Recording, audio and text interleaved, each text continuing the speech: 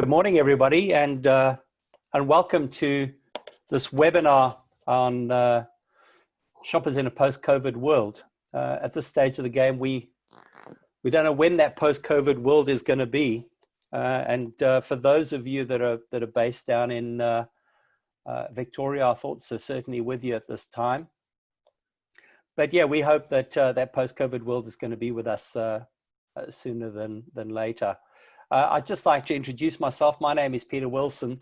I run an organization called the Shopper Collective. We're a research and strategy agency, and essentially we work with brands and retailers to maximize the opportunity to engage shoppers in retail. I'm joined this morning by Guy Johnson from the Round Table. Guy, maybe you can tell the folks a little bit about your company. Yeah, sure. Hi, everyone. Glad you're all on board and listening in today. My name's Guy. I'm one of the directors of the Round Table. We are a shopper and experiential activations agency. So currently sort of done a lot of work with Pete, done a lot of work with Pete in the past, utilising sort of research and insights, and which obviously forming the basis of our creative ideas and activations. Thanks, Pete. Great, thanks, Guy. All right, so what I'm going to do now is I'm going to get straight into it. And I'm going to stop my video. And before I do that, could you guys just drop me a message in the chat box, just to confirm that you can see my screen?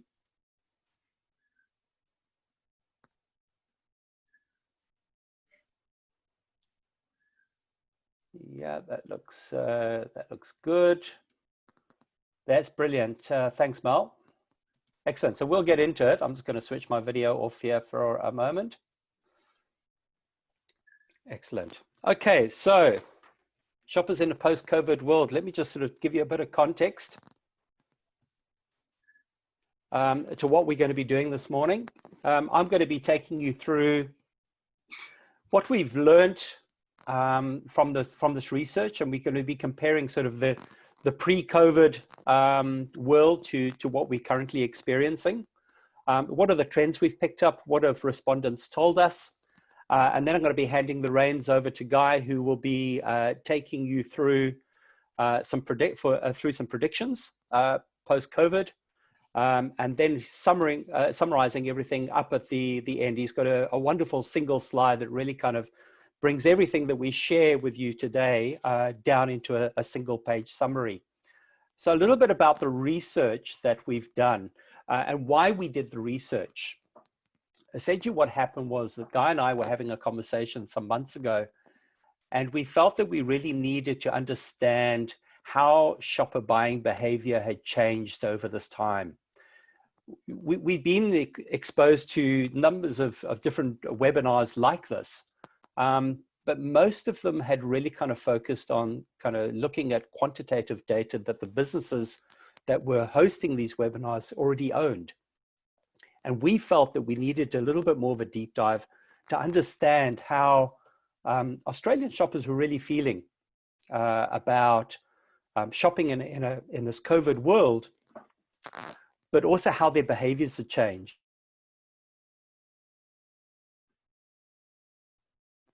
So we decided to conduct these interviews, and we conducted 25 interviews all in all across Australia. And we chose to do it over a 3-month period so that we could understand how these behaviors were changing over time. These conversations were typically 35 to 45 minutes in duration. They were conducted online and over the telephone. And the reason why we did this was because we were having conversations with clients, and they were asking us the question, saying, what have you heard? What are you finding out there? And as I said, the only thing we really could do is just reference the data that was being presented to us. What I would like to say with this research is it's purely exploratory by nature. It's not the final chapter and verse on COVID shopper behavior, by no means. It purely looks at a channel and retailer perspective together with some claimed behavior from the point of view of our respondents. So those of you who know me, I'm a huge fan of actual measures of behavior. In other words, observational research. But I think just to kind of get the ball rolling to understand these shoppers, it's a good starting point just to have conversations with them and for them to tell us from an attitudinal point of view and also from a claimed point of view, how they feel about shopping, and if they can sort of just through claimed behavior, tell us how their behaviors have changed. There's no one category specifically that we deep dive into. So I know all of you represent different brands in different categories. This is just an overall view, and I just hope you'll get some value from it from that point of view. And certainly we can discuss your categories in more detail with you after the event. So let's just have a look. What's changed?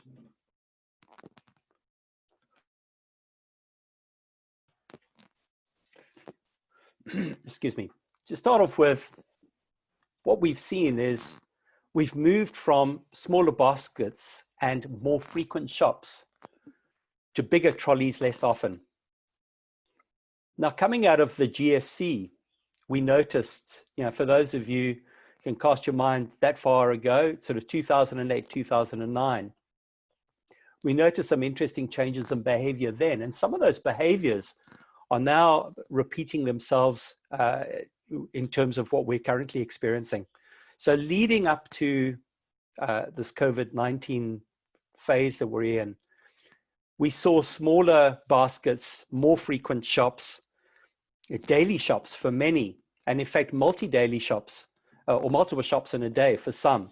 When the kids get home in the afternoon and they have requirements for the next day at school, or we haven't thought about dinner for the evening, it's a question of popping down to the store. And sometimes that would be, as I said, for the second time in the same day. But what we now have seen is a move away from these smaller baskets, short trips, into bigger stock-up shops. And the reason being is that people are cautious about being in stores. They want to plan their trip. They want to be more strategic. They want to be less impulse purchasing. They want to focus on what they need to get. They want to get in and they want to get out as quickly and efficiently as possible. And we're going to talk about that as a theme a little bit later on. So bigger shops across fewer trips are the current reality. As I said, it's very similar to what we saw coming out of the GFC. Shoppers coming out of the GFC were quite conscious of how the GFC had impacted their spending power. And as a result, they wanted to be a lot more pre-planned, a lot more focused on getting the items that they absolutely needed versus being influenced perhaps by impulse purchasing.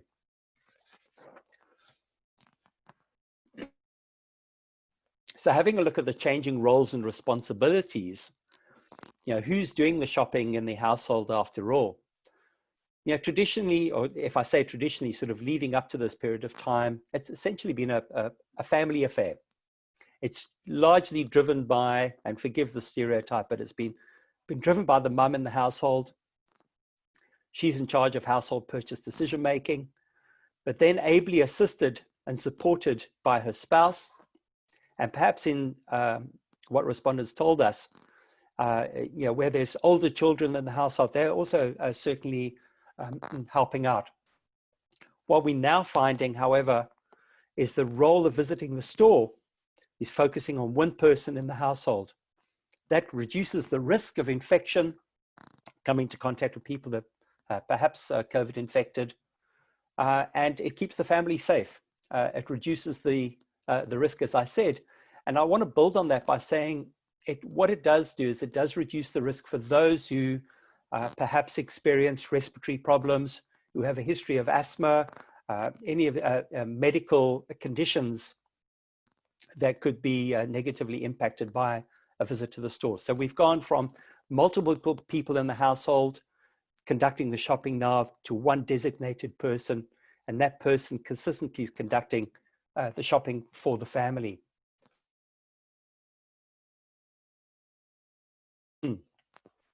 The one thing I will say, however, is that we have noticed a difference in the shopping behaviors and the patterns from younger demographics to older demographics.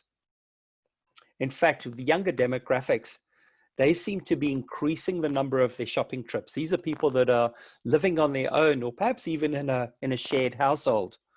But they've told us that they're actually shopping more often. And we referenced some IRI data that Guy and I got access to, which said that 35% more visits are happening by this younger demographic than a year ago. So some might look at that and go, it's quite alarming to think that there's, even in this day and age, that this younger demographic are feeling that it's okay to venture in stores, and they're doing so more often. But I think there's some other circumstances around that lead to the frequency of purchase. And it could be things like being on a inconsistent wage, perhaps. It also could be shopping for other people in a shared household. And also for these people being in lockdown, if they're in a single person environment, it could become incredibly lonely, and shopping becomes a little bit more of a social pursuit for them.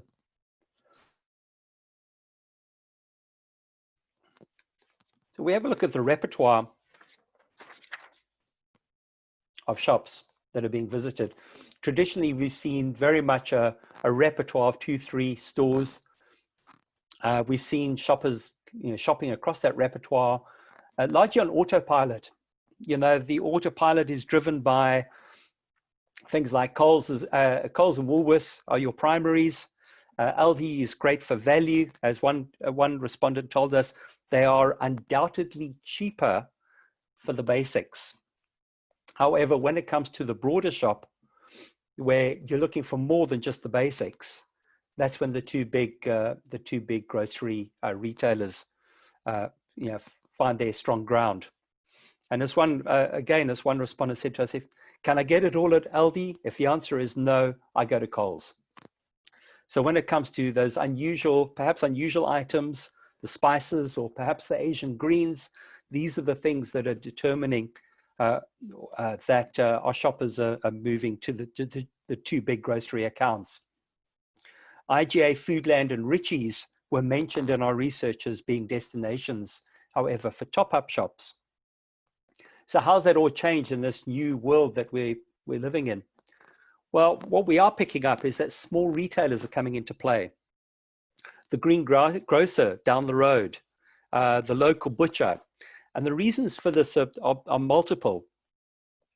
Our respondents told us that they're prepared to pay a premium for convenience and for safety. And what we mean by safety, or what they meant by safety rather, is that they like the idea of going into a green grocer, for example, where there's less people in the store than the frenetic nature of shopping in a big grocery retailer, particularly when it's busy. And again, we're going to talk about that in more detail later. Butchers were seen as a source of products of better quality, and they like the ethical sourcing, or the perceived ethical sourcing the butchers adopt in terms of the products that they stock. So in addition to that, we are finding also some of these door-to-door or door suppliers, the fruit and veg suppliers, for example. They've also grown in popularity during this time. And the reasons for that are also multiple. The fact that there's a bit of distancing happening, they can leave their product at the front door and you can pick it up from there. But second of all, this enduring need to support Aussie farmers and small businesses. So that small business, that fruit and veg supplier, and that certainly pertains to the green grocer and the butcher that we referred to earlier. There's this overriding support and a need to support smaller retailers and small businesses that we picked up in this research. So let's have a look at pharmacy for a moment. And pharmacies, we know that the missions to pharmacy are way beyond dispensary, way beyond accessing or buying over-the-counter medication or having your script filled out for scheduled meds. It's very much a destination for fragrances, makeup, skincare, hair care, and foundation, as some of our respondents told us.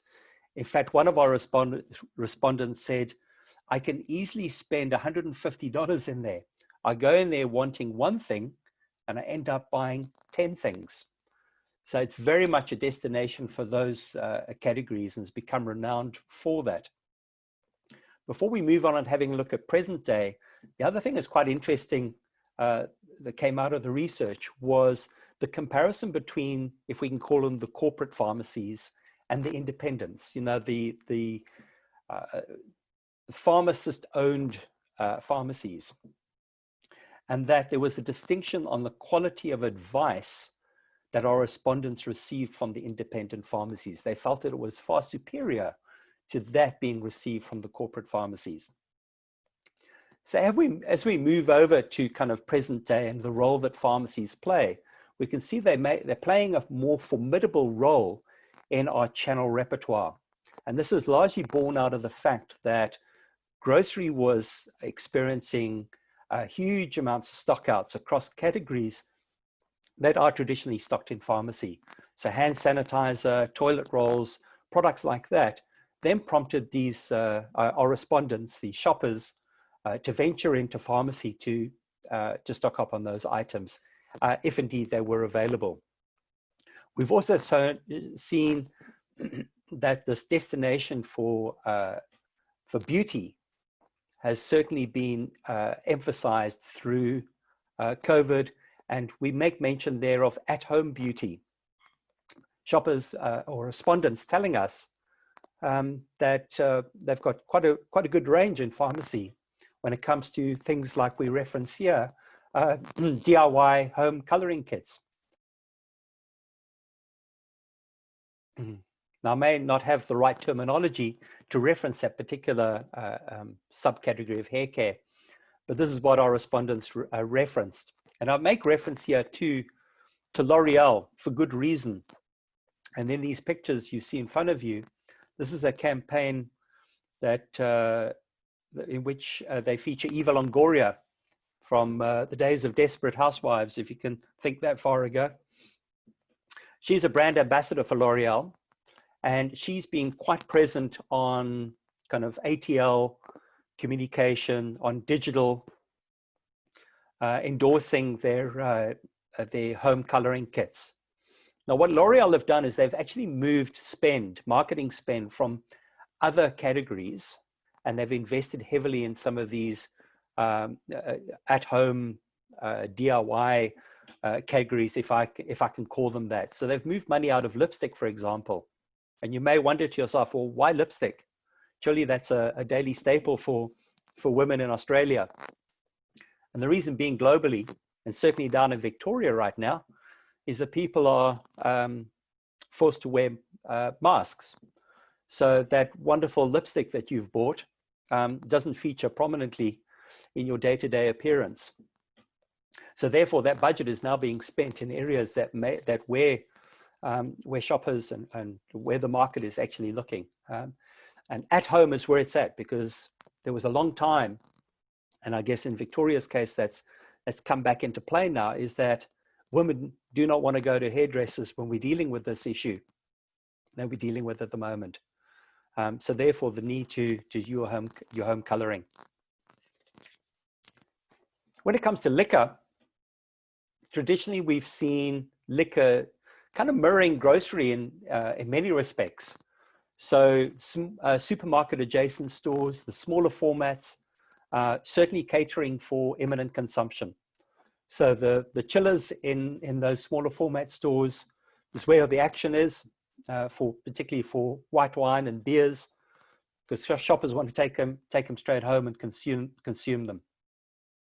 And then big box retailers like Dan Murphy's and First Choice, those are the destinations for your stock ups.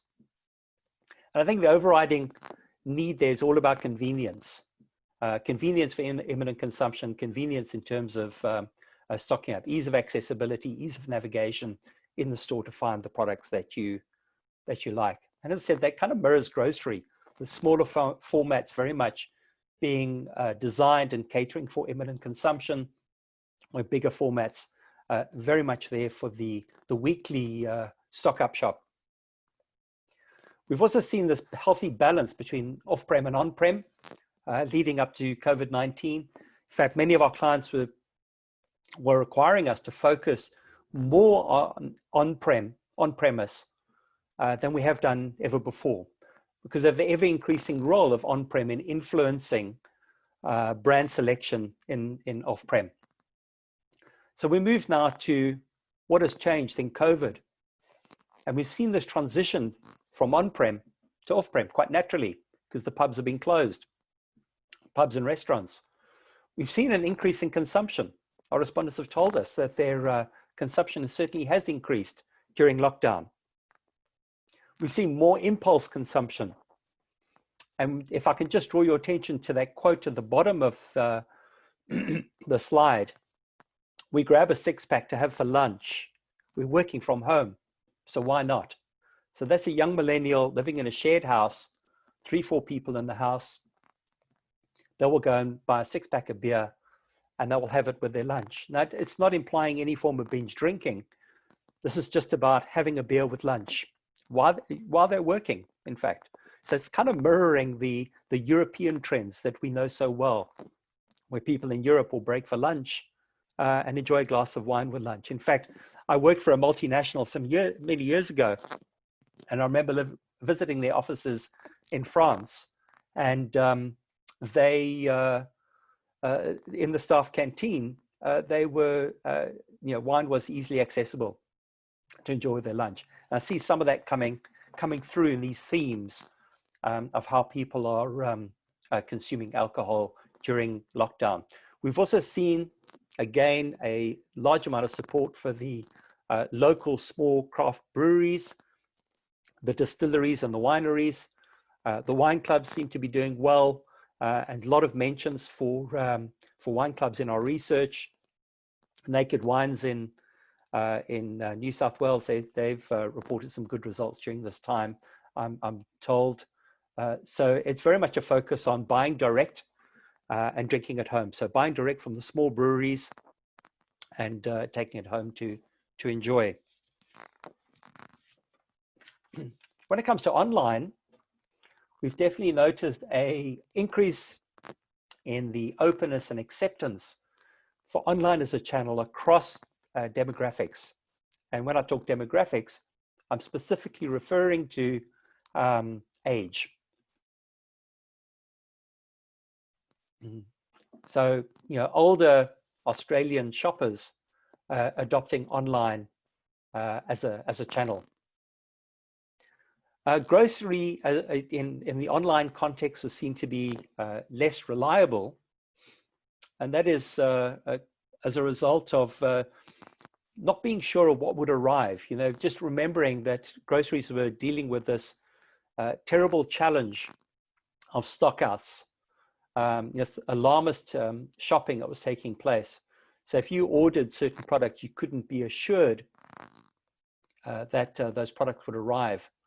And then when it comes to talking to our respondents about click and collect, we got mixed reviews on it, and most of them unfortunately weren't that positive. The mechanics of click and collect weren't understood by a handful of our respondents, and those who had tried it weren't kind of favorable of the response, or the experience rather. And one respondent said to us, "It's not click and collect, it's click and wait around for 20 minutes. So the convenience from the click and collect mechanism hasn't been there. And there's probably a call out for retailers to really focus on that, because that's something that our respondents said would something they would certainly adopt in their shopping repertoire. We've also seen buying direct come through during COVID.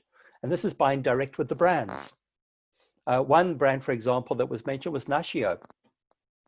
So suppliers are fully e-commerce enabling their sites, making their products available directly to their customers online. These are some of these kind of less adopted channels traditionally, are now growing in prominence during this new era of retail. The other thing we've noticed is that particularly with our younger respondents, because of the fact that they're saving money by not going out,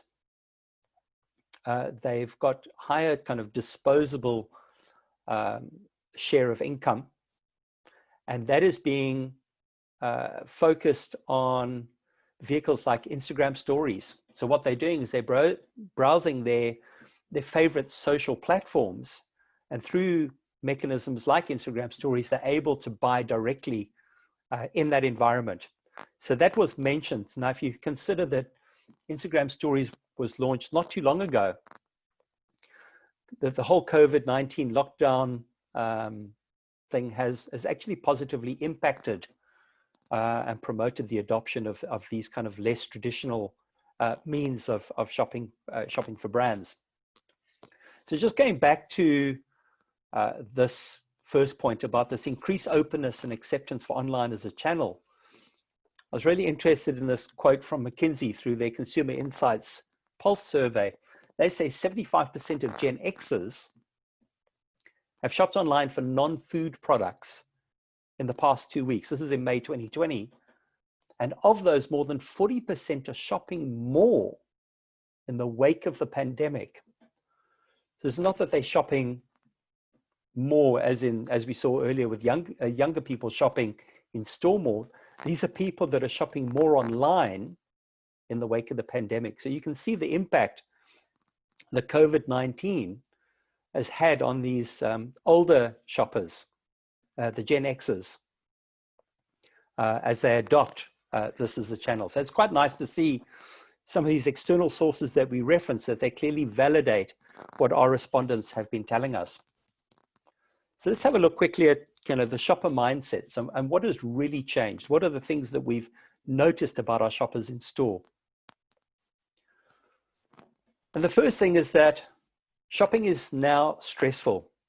Where in the past it's been a leisure time activity, and many of us who like shopping, and I stand guilty of that, many of us actually miss the interaction with others and the dynamic that unfolds in the shopping malls around Australia. ShopperTrack tell us that 83.3% a drop in shopping mall traffic as a result of COVID-19 restrictions. We've also seen here from IRI, they're saying 57% of shoppers making fewer larger trips to limit store visits.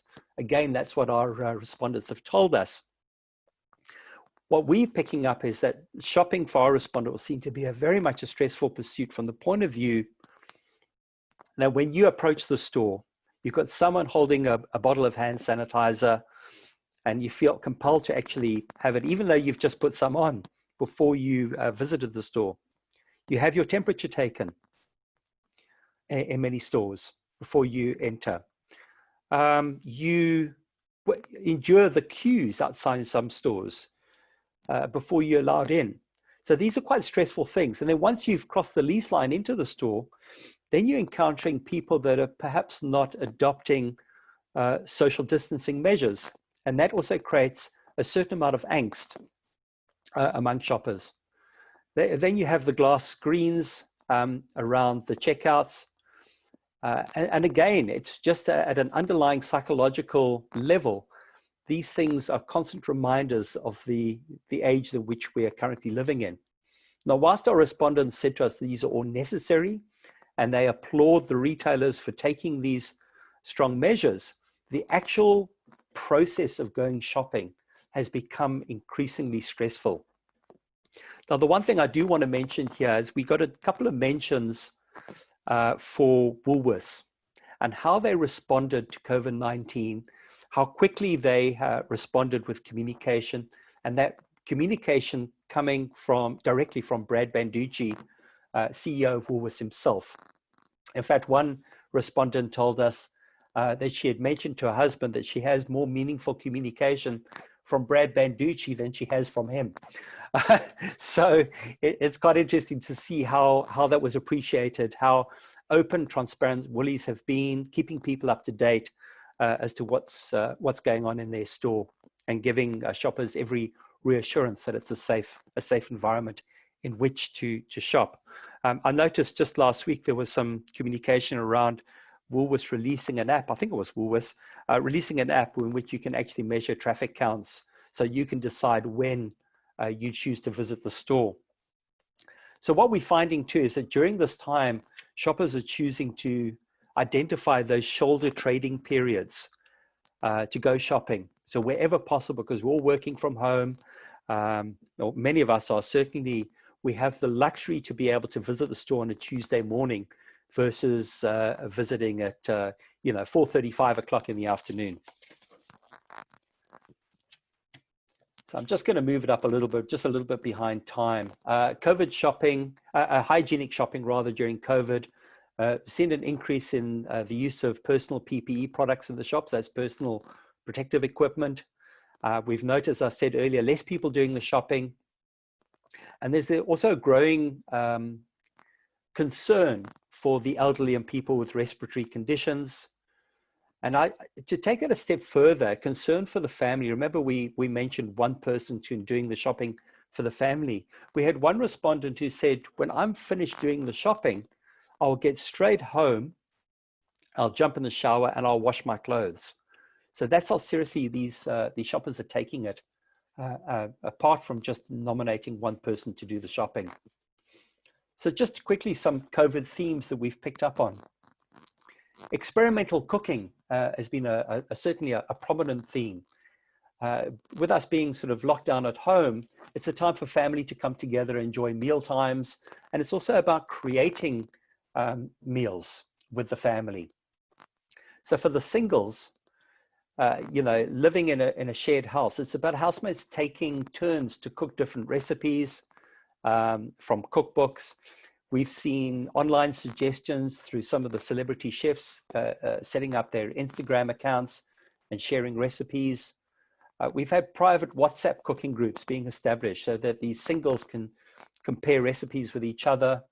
And also, again, as a result of having more disposable income available to them as a result of not going out, we've seen this trend in premiumization in terms of the products that they are buying for the meals that they're going to be preparing at home.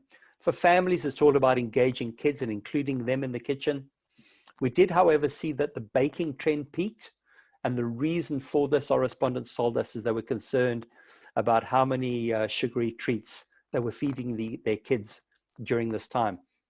Now, I want to make mention of one brand that I think has absolutely nailed it in terms of this whole cooking at home situation, and that is Burger King in France. Some of you may have seen this, but they were basically making a step-by-step guide available to their customers so they could make their famous Whopper at home. So this is when all the QSRs were closed down in France. They didn't want their customers being deprived of this little pleasure in life.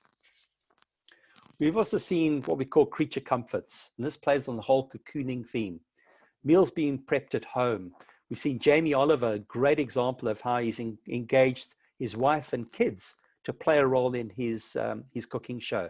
And his wife is actually holding up an iPhone and filming him as he prepares meals, and you've got the kids preparing vegetables and so on and so forth. It becomes a great family event. I've got a friend of mine who posted this on Facebook not too long ago. He says, I've baked a sourdough bread pretty much every day or second day since the start of lockdown. Now here's someone who is a business executive, a busy business executive, but has acquired a new skill during COVID, and that is baking bread for his family. JB Hi-Fi, the group themselves, they've reported double-digit year-on-year sales growth during this time. Appliances and tech going off the Richter scale as people are buying more appliances to kind of cook food at home. I love this quote from one of our respondents. I bought each of my kids their own TV for their bedrooms. Their bedrooms are a place for them to escape when we are in lockdown. So what this mum was saying is that beyond all the puzzles, the books, the e-books, and everything else that's been quite popular during this time, she felt the need to buy the kids their own TV because they're all living on top of each other day in and day out. She felt that TV was a great device to have in their homes, so that have in their bedrooms, so the kids could actually seek sanctuary in their bedrooms if they chose to do so. Going local. Again, as I mentioned this before, this is a very, very strong theme that's emerged from our research. It's about supporting local businesses. It's supporting the farmers, supporting the businesses. It's about the concerns raised through multiple food handling, perhaps in the bigger retailers. Our respondents are telling us that they really want their product from paddock to plate as much as possible. Smaller format retailers, again, are trusted more. And as I mentioned earlier, it's a more pleasant environment where there's less people around. Now, before Vic went into shutdown again, our respondents said to us that people are leaving cars at home and cycling to markets or delis as they have more time, and it provides them with a break, fresh air, and some exercise. Just tapping in this premiumization trend. We've seen this particularly amongst our younger respondents, and they're shopping more in sort of the smaller formats, the delis, the indies like IGA. Some of these IGAs are fantastic in terms of the product that they stock. And our younger respondents saying, yeah, we're buying more premium items to prepare at home. And just to sort of sum that up, this young respondent said, I'm actually going to the grocery store more often as I have more time and it gives me a break. I'm buying more expensive ingredients to complement my daily cooking and trialing more brands. I'm not concerned about catching anything. So there's two things happening here. They're not concerned about catching anything when they're visiting the store, but also it's becoming a more experiential destination for them because they are perhaps trading up into more expensive ingredients for their meals at home. And lastly, before I hand you over to Guy, staying active. Now, going into COVID, the weather, certainly here in New South Wales, was quite nice and warm. We had some wonderful days, autumn days that were presented to us. As a result of that, and as a result of the closure of the gyms, we kind of saw this purchasing of sports and lifestyle products. I love this quote from this young millennial who said to me, I bought things for different activities to keep me sane. Now, there's obviously the physiological need, fitness, getting outdoors and exercising, but there's also the psychological benefits that came with that. She just felt that she needed to kind of get outside and do something just to kind of keep her positive frame of mind. Bike sales, we heard from certain bike retailers that they over-index their year-on-year sales by 50%. So 50% up on last year. That is significant. This quote from a young family in Vic, we went to buy bikes but couldn't. The queue was around the corner. And if any of you have been past bike retailers during this time, you would have witnessed that. I'm now going to hand you over to Guy, who's going to take you through the next phase. Great. Okay. Thanks. Thanks, Pete. And as we move into this next phase, and what we're looking at is post-COVID, and yeah, sort of the post-COVID world, and what sort of opportunities lay in place for both retailers and brands. And it might seem a little while off yet, and I think when sort of myself and Pete pulled this presentation together, we were hoping that we would have nearly been out of it by now. So as we sort of move through, everything is about sort of looking at how we creatively respond to new consumer behaviors in this new world. We basically looked at these opportunities and spread them across 4 dynamics. So we looked at channel, behavioral, social, and environmental dynamics. Okay, first and foremost, we look at the channel dynamics. So first and foremost, we're looking at shopping digitally and evolving the digital shopper journey. Now, what we've actually seen is, as Pete mentioned, we've seen this massive audience shift to and becoming more customized to online shopping. The majority of our respondents did not really want to go back to stores. And really what we've seen is some stats from news publications in support of that, whereby we've seen a 39% increase in online purchases over COVID, and that'll be here to stay. The Boston Consulting Group also say that 1 in 3 consumers expect to retain online buying habits moving forward.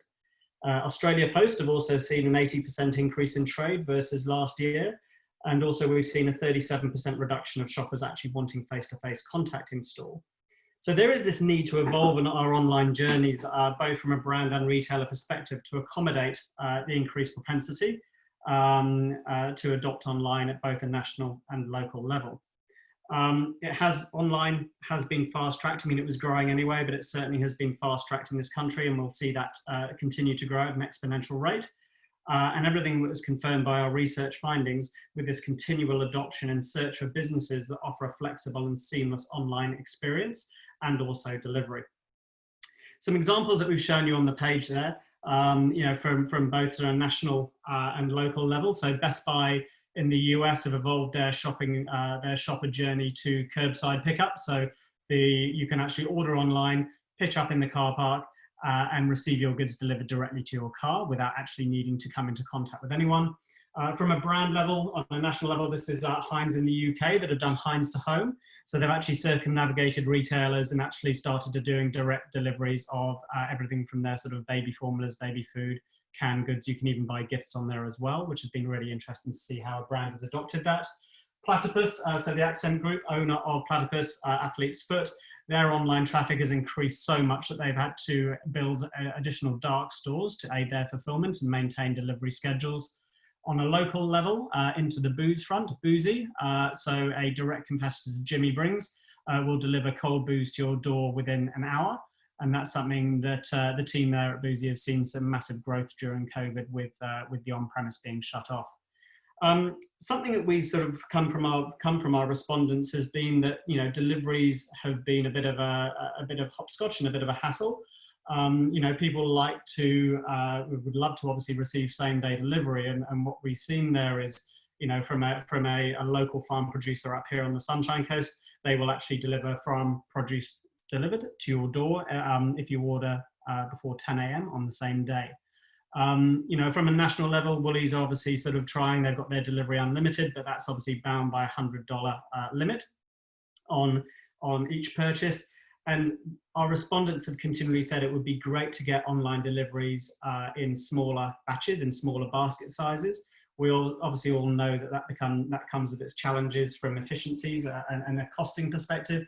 And it's been good to see in the bottom corner there a company called Wing, which have been trialing drone delivery services both out of Canberra and in Logan, and tapping into local retailers. So butchers, the local food works is on board in Logan and delivering smaller baskets to people's doors. So I think sort of the future is probably sort of mapped out in drone delivery, but certainly sort of deliveries has been sort of top of the agenda for some of our respondents. So as we sort of move on, there's been a quote here that came out from one of our respondents saying that they are not going to go back. So COVID has made me trial online, and to be honest, I love it. I'm saving 30% off my grocery bill each week, plus we're saving time and not having to lug 8 bags around the shops. They're not going back. And this tends to be the sentiment across the board. As we move on into number 2, so shopping locally, as Pete mentioned earlier on, sort of our respondents are harnessing and wanting to harness sort of this local movement. There is this newfound love of local again. People are shopping across local butchers, delis, convenience stores, independent supermarkets, bottle stores and farmers markets. Supporting those findings, IGA food sales have been up 9.3% share gain, 7 weeks to the 20th of May from COVID, and that's continuing to hold. Local stores like Rita's Supermarket in Western Sydney, down in the bottom left-hand corner there, they saw a rise of 20 to 30% in their business, and it hasn't defaulted. And also up here on the Sunshine Coast, there's a recent report being stating that 70% of people would believe that spending dollars locally will assist in their local economies come back as well. So all pointing in that right direction. So how can we actually harness this local trend for businesses and brands? From a national retail level, I guess we've seen an attrition to independents and other retailers. It's really how you evaluate your shopper experience, both online and in store. How can you drive traffic and how can you make local relevant to yourself? And I think that needs to be top of the agenda. From a local retailer level, it's about ensuring that you've got your digital in-store strategy and comms fully up to date and deployed, making sure your socials and CRM are capturing as many of these new customers as you can, and implementing an inspiring and educational content plan to engage those new followers so they come back to you time and time again. As we move on to number 3, shopping experientially. Now, this is nothing really new, but I think it's going to be fast-tracked with COVID. This creation and the notion of retailtainment has certainly come to the forefront of our respondents' minds. with a growing rise in online, online is satisfying that transactional demand from a retailer perspective and actually getting those goods delivered to your house. What that means then is what is left there for the actual retail space itself. Now, we've seen, retailers sort of closing their doors sort of week in, week out at the moment. But if you do have that retail physical space, it's about actually how do you repurpose that for the benefit of your customers. All our respondents said, look, they would go back into retail if it was a destination and providing a little bit more than just the transactional purpose of buying those goods that they're actually wanting. And as we've seen here, I've showcased a couple of sort of examples from both sort of around the world and locally here as to how people are reacting to that. So Vans in London, indoor skate park into their flagship store. On a local level here across Australia, Pete's been doing some great work with Bendigo Bank and actually turning the banks into more of a community hub where events and live events can take place. So really actually meaning just more than just a bank and actually sort of drawing traffic in that it would have otherwise ever walked past. Athlete's Foot started installing basketball hoops and into their courts. So again, just trying to drive a little bit more of an experiential offering in store. Lululemon have just done a recent partnership with Mirror, which is a hardware integration of mirrors both in store and into people's homes, so they can actually continue their their training regime and their events that they actually host through these mirrors, as well as obviously give in-store demonstrations and customer service through those mirrors. On a local level, it doesn't really have to be that expensive as the top four show. Kanara is an organic marketplace up here on the Sunshine Coast. They regularly hold events, cooking classes, etc. in their space as well. So looking at, as simplistic can be for local retailers is just putting on sort of more than just the standard offering and driving that traffic back into your store. So then looking over at behavioral dynamics, and we're looking into shopping efficiently. So what we've seen through for all our respondents is this increased propensity to pre-plan. So everyone has become a lot more efficient. They'd like it to stay. This efficiency is leading them to less impulse purchases, and they're saving a lot of time by actually pre-planning their shopping trips time and time again. What we've found that these savings are going to be put towards, so the respondents have actually been saying that they will, because they're saving so much more, they might actually buy a premium item now and again, which then sort of goes back into our trend of premiumization for those who can afford it. But those who are also saving this money, they're saving up for bigger rewards. So that could mean anything for larger ticket items like home renovations, consumer electronics, and future holidays when we're all allowed to do that again. So what does that mean for us as brands and retailers? As a result, we need to rethink how we communicate and disrupt the shopper, given that their time online has increased and their propensity to visit a store and spend time in store has also decreased. So how do we need to probably rethink how we engage our audiences earlier on the shopper journey if this pre-planning is being done? And a recent HubSpot marketing report showed us that there was a dramatic surge of marketing email engagements to open rates for EDMs. So this is probably a tactic that, a digital tactic certainly, that's been sort of long forgotten, but sort of the propensity to open those EDMs, especially if value is attached to it, has certainly resonated strongly. Anything also that has to be in store and will be in store needs to be really simple, compelling, and offer immediate value at all touch points. And that also has to be integrated into your whole marketing comms planning. So next one, number 5, shop differently. So as well as shopping efficiently, we are all shopping differently. As Pete said, there's fewer people actually going to stores. The roles of families have changed as well. And with these fewer people and fewer people from the household visiting the stores, we need to really sort of reappraise who the shopper is and how we can respond to any of these different buying behaviors. So are we targeting more males in store than ever before? And what does it mean for our business? And how do we communicate that? How do we alter our digital comms to suit new shoppers? We find with more people shopping at home that shopping is and certainly shopping online, that shopping is being done during the course of the day rather than at the end of the day. So how do we actually alter our media and messaging around that as well? Number 6 is shopping hygienically. So keeping your distance. So the respondents that we spoke to really rated their personal safety really highly. They love the cleanliness of stores and attention to get it to hygiene across all stores. They're wanting cleaner shopping experiences. They want to reduce the numbers of times they frequent the stores, and they want to go when there's fewer people in stores. So shoppers are expecting to feel more comfortable with contactless experiences, And by highlighting and promoting shopper health and safety, you're providing a welcome mat for increased foot traffic and chances of revisitation. The cleaner and more compelling the in-store experience, the more likely you'll get that return visitation. And as Pete mentioned earlier on, it can't be too forced, with people standing there forcing hand sanitizer in your hand. Retailers need to provide the options for people to do so, and hopefully you'll see that customer journey benefiting from that. Number 7, so shopping economically. As we're all coming in this impending recession looms, shoppers are going to be looking for greater value from their shop. It was evident certainly across our family interviewees, and less so with our Gen Z and Y, as we've already mentioned. We're likely to see a default to cutting back to basics with people shopping on price, an upsurge in private label, and looking out for sales promotions across all retail channels. Shoppers do have an increased openness to trial new brands, so it's our jobs as retailers and brands to obviously serve our customers well, provide those brands for them to trial, and go from there. Opportunities around this. From a retailer perspective, think about how your value-led opportunities are promoted across your stores. And from a brand perspective, consider short-term sales tactics like on-pack consumer promotions to generate awareness, trial, and sales. We need to keep it simple. Shoppers will be looking for cash as an incentives and rewards.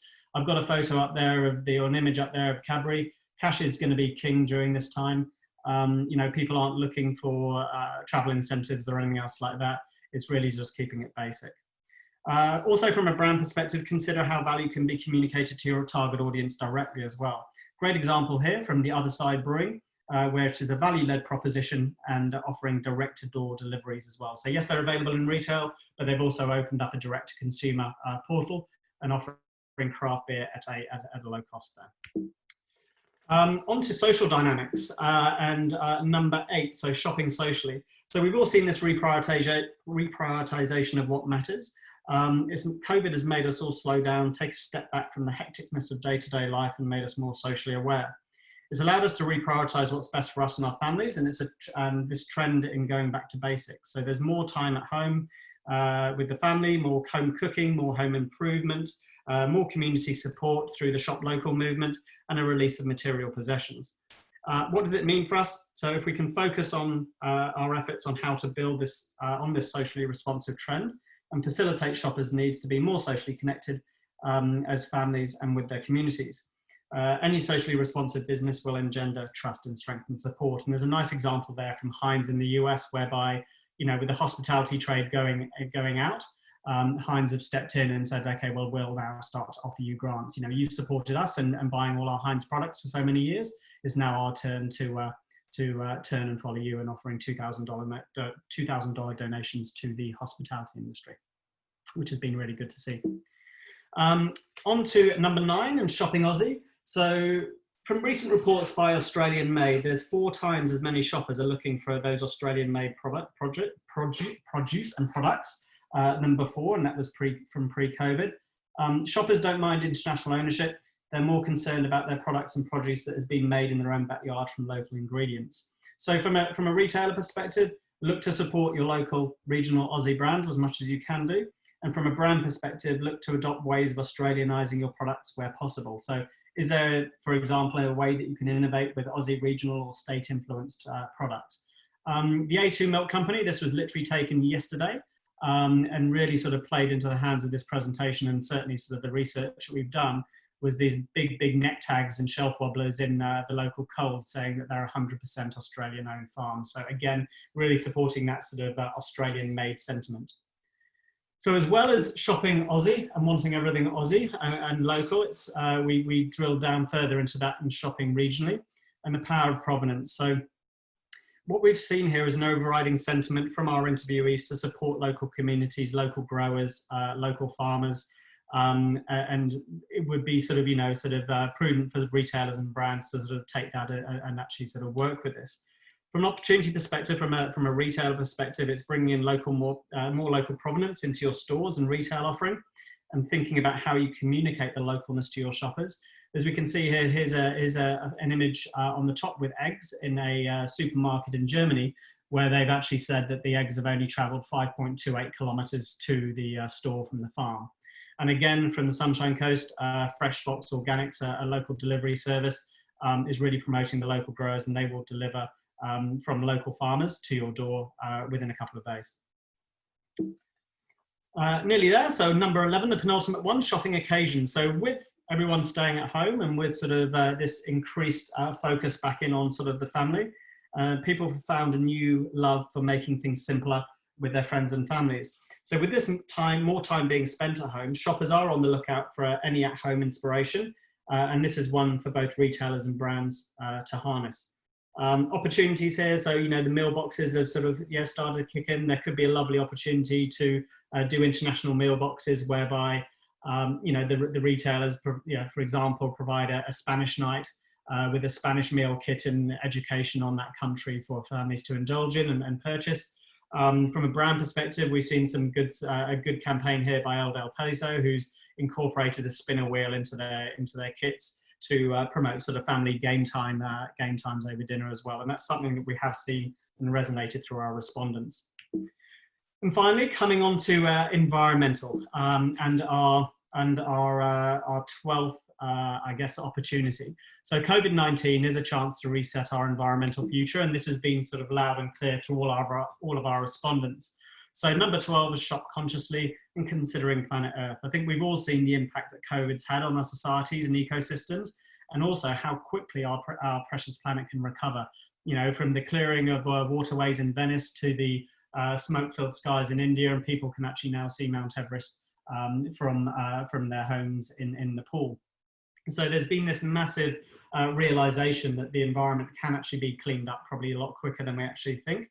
And how that then has actually impacted our shoppers and shopper behavior has been evident across the board. Shoppers are looking, for less waste and wanting actually less.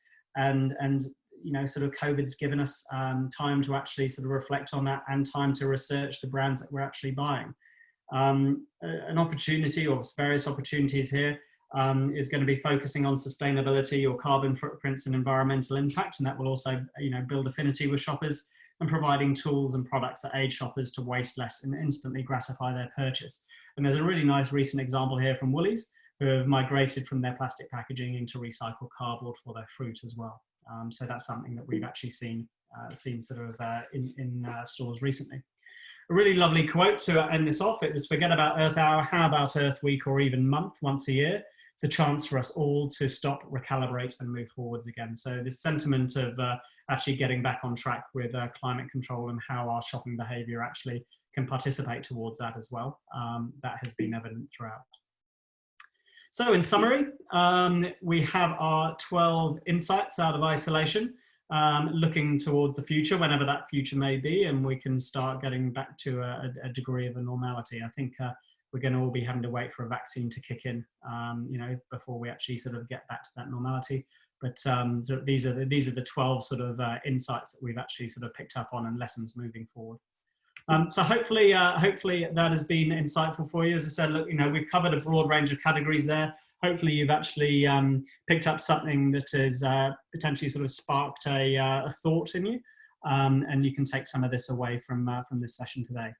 So if there are any questions, answers, by all means, pop them in the chat box. I think we've got a couple of minutes spare.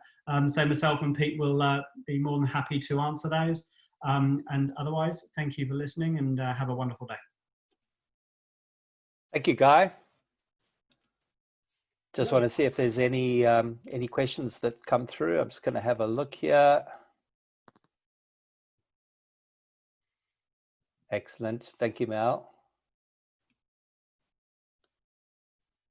Any other questions, anybody? If not, we'll wrap it up there, and just say thank you for your time. If you do have questions after the event, please take note of our contact details on the slide. Guy and I are quite passionate about the subject, and obviously it's quite topical at the moment. If you want to have drop us a note, we'd be happy to have a conversation with you, and if it's related to your particular category or your particular business, we're happy to kind of sit around and have a chat and see what we can lift out of the research that is relevant to those categories. I see there is a offer value. Yeah, we just got one question there. Yeah, so just a question here. Was there a perception that supermarkets did not offer value, therefore smaller, more boutique businesses were a preference? Mel, I think that I don't think it's so much that the supermarkets were not presenting value as we've grown accustomed to value. I think it depends how you define value. I think the smaller formats do represent value in terms of the products that these respondents were looking for. So we see this move to premiumization, for example. The value is in the range of products on offer. So we've traditionally had this strong relationship between price and value.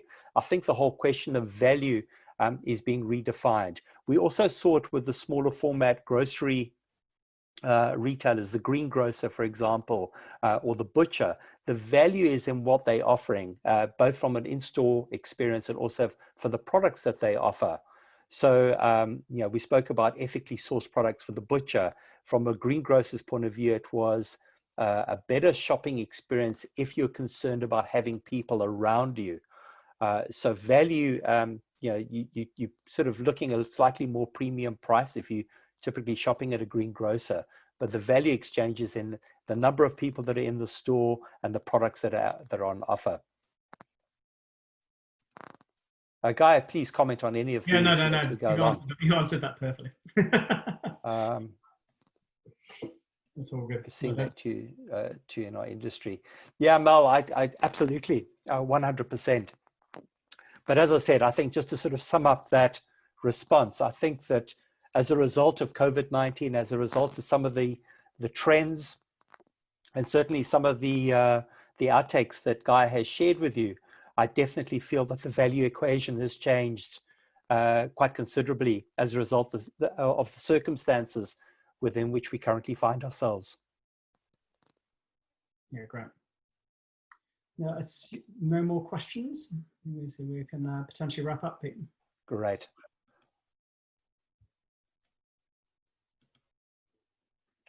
Awesome. All right, excellent. Thanks, Guy. Thanks for your time. No problem. Thank you, everybody, for taking time out of your morning. We will make a video of the presentation and the presentation deck available to you. Just drop us a note to request it, or perhaps we'll just send you a link and you'll have access to it. We'll upload the video onto our YouTube channel as opposed to send you a download link, because quite naturally these videos do take up quite a lot of drive space. Thank you very much and have a great day. Thank you. Thanks, everyone. Bye-bye. Bye.